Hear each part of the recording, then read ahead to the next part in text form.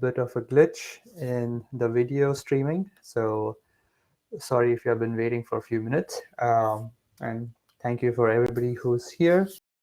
Just let me know if you can see me and like hear me fine. You can just type it in the comments box, and I'm just going to have it for the next 15 to 20 minutes.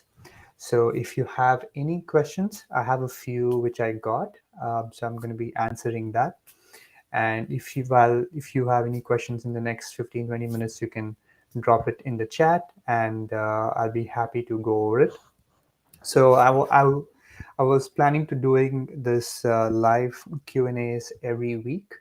My whole intention is to, if you have any questions in your painting journey, or if you're just starting out and you are just overwhelmed with a lot of information, this is a good place for you to share your concerns, and I'll be happy to help.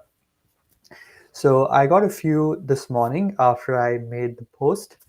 So I'll be going over that first, and you can enter your questions in the chat below. Okay. All right. So the first question I have here is, how do you deal with perfectionism uh, because it's affecting my work? All right. So what I would say, like, I think as artists, we all are in a way perfectionists, even though we like it or not. It's just how we manage through that. So I think if you just look at it, I think perfectionism is just an idea. It's not a real concrete thing. It's just an idea that we have in our head. And once you start looking at it like it's a direction instead of something that you have to like reach for, then it gets much easier. And when I mean direction is, you can use perfectionism as a direction for you to get better instead of reaching that place. So you can hold on to that idea if you'd like, and use it as a direction and a guide for you to get better every time you do any work, right? Because you're never going to get there. It's not a place which is attainable. You can attain greatness, you can achieve mastery in oil painting, but there's no such thing as perfectionism, because, as I said, it's just an idea. It doesn't really exist, and it can mean different for different people, right? So if it does mean different for different people, and if you have an idea, it means you might have borrowed it from somebody else, which may not be yours in the very first place. So it's something that you can never get to. So it's much better instead if you focus on your growth, if you focus on developing your skills, and just understanding that, okay, I am here to do it as perfectly as I can, but it's not something that's attainable, but it's giving me a good direction for me to go ahead and pursue that mastery for every artwork. Okay, so that's one thing I would suggest. So you can hold on to it because it's just an idea, and or you can just let it go and just try growth over perfectionism. I think that's the best suggestion that I can give for that. All right, so the next question I have was, let's see, I'm just going to pick which I think is important for the group. Okay, which brushes do I use since I'm a complete beginner? Okay, so I would say, like, since if you're just a beginner, I wouldn't want you to spend a lot of money in getting the high-end brushes, because especially if you're just starting out, it's much better to first focus on getting your hand and brain coordination going well first, because once they start going, then you can move on to like actually getting new equipments and new tools, and then you can actually have a better judgment on which kind of brushes you would like. But if you're just starting out, I would just recommend any uh, um, hog bristles, anything which natural or synthetic brushes would do. Just make sure it has a good spring, because if you have a good spring, if the brush is able to spring back and forth well, it means you're able to transfer the paint very well, right? So you should be able to transfer the paint well. If you have a very short hair brushes, then you cannot transfer the paint, but you can just like apply a paint like impasto. So short hair brushes are usually for impasto and for pushing the paint. But if you want to have slightly more subtleties in your paintings, or you want to learn how to make beautiful brushstrokes, then it's ideal to have a brush that's got a good back and forth spring. And again, you can watch my free lesson on brushwork mastery. It's there, and where I talk all about brushwork. So you can just go over that, and I go over this as well. And I use rosemary brushes. So it's from the UK.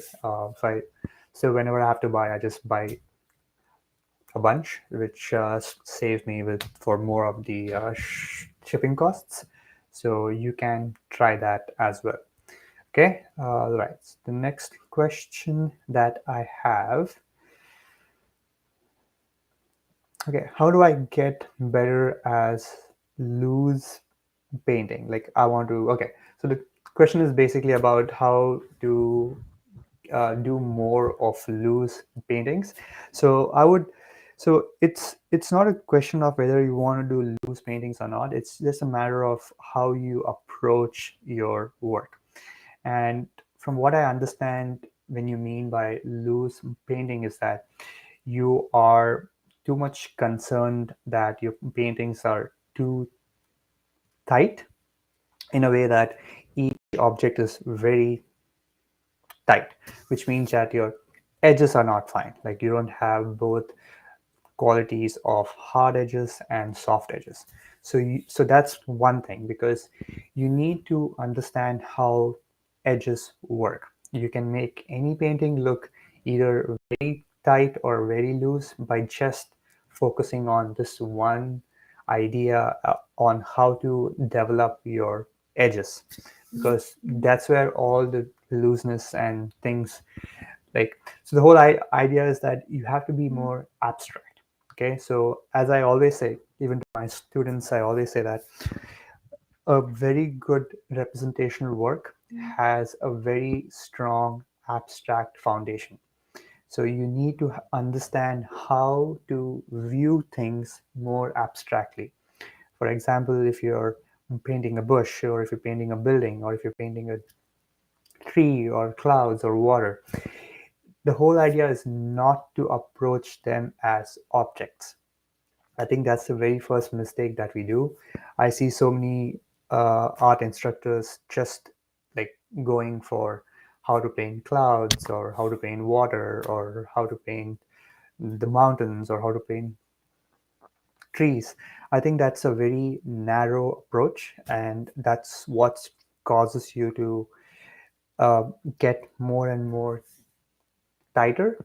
You have to approach it in a more holistic way, because you cannot isolate painting clouds versus painting land or painting trees, because who's to say why that is a cloud or why is that a tree? It's just your mental construct. It's not really out there, because so you need to get out of that naming convention first.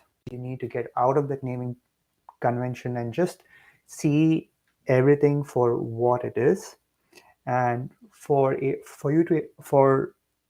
you to be able to do that, you need to observe everything in terms of lights and shadows. So because light and shadow is universal, it's not an idea, it's not a construct, but naming objects is, right? So you need to keep approaching things which are more and more universal or more and more holistic. So once you start approaching any subject in terms of light and dark, your brain automatically starts to think in that order. It stops thinking in terms of objects. Because right now, if you're just beginning your art journey, you must be focused quite a lot on, okay, how do I paint this, or how do I paint that, or why can't I paint this, but I'm able to paint that.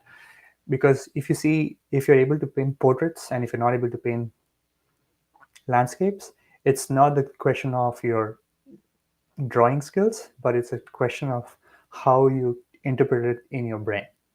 So sometimes we uh, attest a lot of hardships in painting because of the lack of drawing skills, which may be the case, but it's not always true. Drawing has very little to do with painting. It's good that if you know how to draw, but it has very little uh, to do with the whole process of painting itself. So the more you start approaching things more holistically, more abstractly, and try to see everything in terms of lights and shadows, the much easier it is for your brain to simplify things. And if you are able to simplify it, then it's much better for the audience who is viewing your work also to view it abstractly. Because if you yourself have already focused, or if you have a very narrow approach on how to paint things, it's going to be even more tighter when the audience views your work. Okay, so the whole idea of loose painting, besides your brushwork and besides your the way you put color and things like that, that's important as well. But the first idea is to get out of that naming convention and see everything for what they are, instead of trying to start naming things. Okay, so that's my suggestion. And for you, and just to practice, to start just doing that, you can, when you're going for a walk, you can just go around and see what's around you and see, okay, if I had to paint this, how would I approach it? Okay, I have the light hitting this part and it's not hitting here, and now that's going to shadows. So if you think in terms of that, no matter what the light falls on, that's ir- it's completely irrelevant. It doesn't matter anymore, right? So just try to think in terms of universality and in a much more holistic way. Okay, so that's my way of approaching or making anything appear very loose and very free and very abstract, and yet have that strong quality of representation. Okay, sorry, I'm having a bad cough today. Okay, so next question is,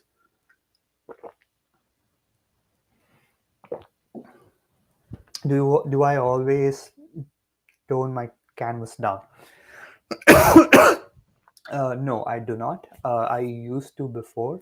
I used to tone down my canvas in transparent red oxide, like completely, and then just remove the excess and just wait for it to dry, and then do my uh, block-ins and stuff. But I don't do that anymore. Firstly, is because I don't have patience to like to actually do it. I don't have the patience to actually wait for it to dry and then start my work.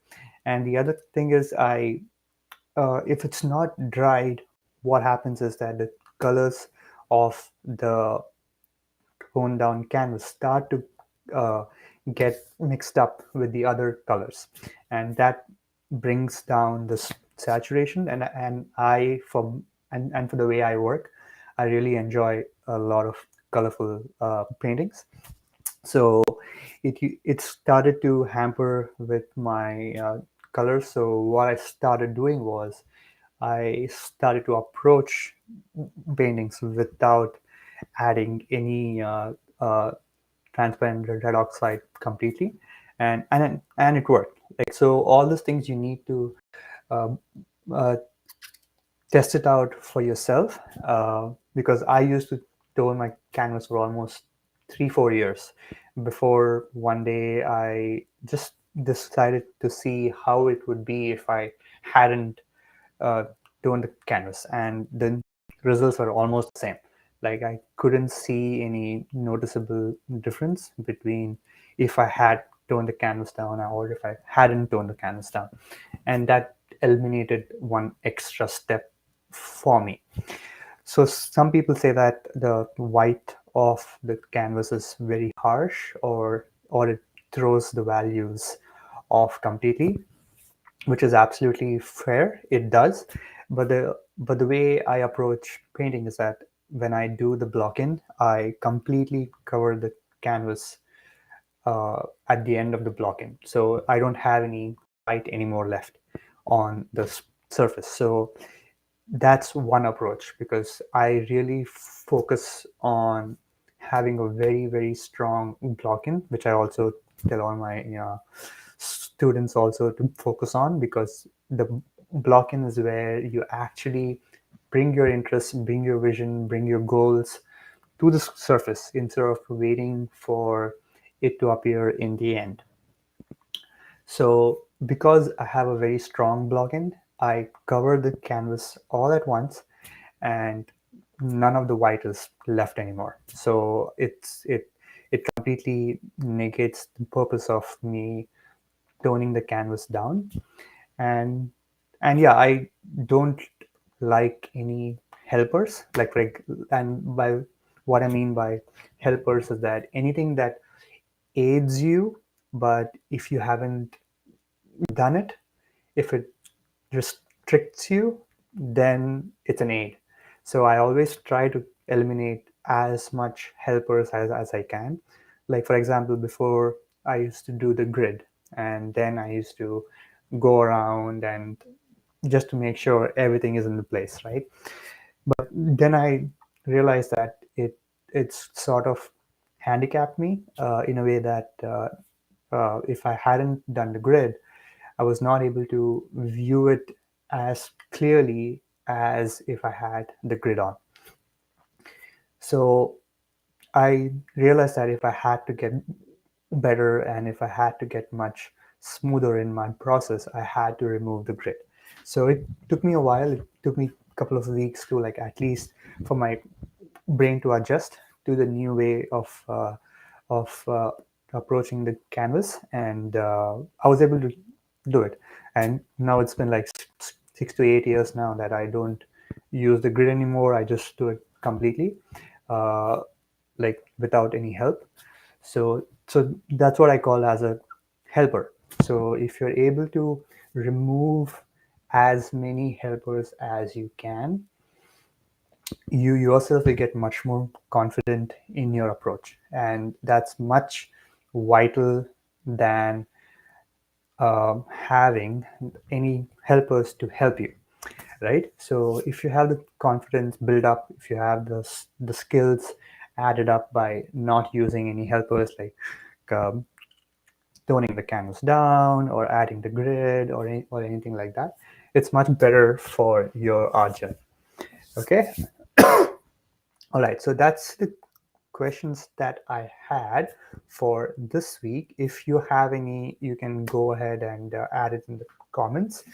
And if you want to level up your painting skills, I have a private mentorship program called the Creative Leap Academy, and where I go over with you and your goals for your art journey, and help you to fast track your growth completely, so that you're able to create the body of work that you like and in your own unique voice.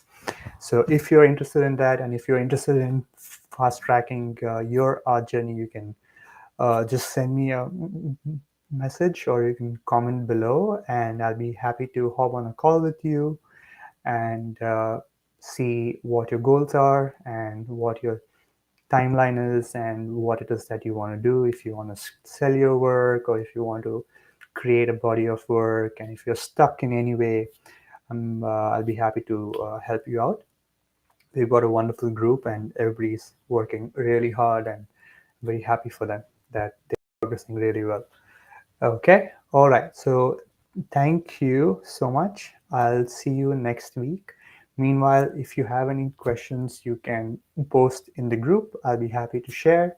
If you want to have your work critiqued, I would say just post it in the group and I'll have a look and I'll probably help you out in any way I can.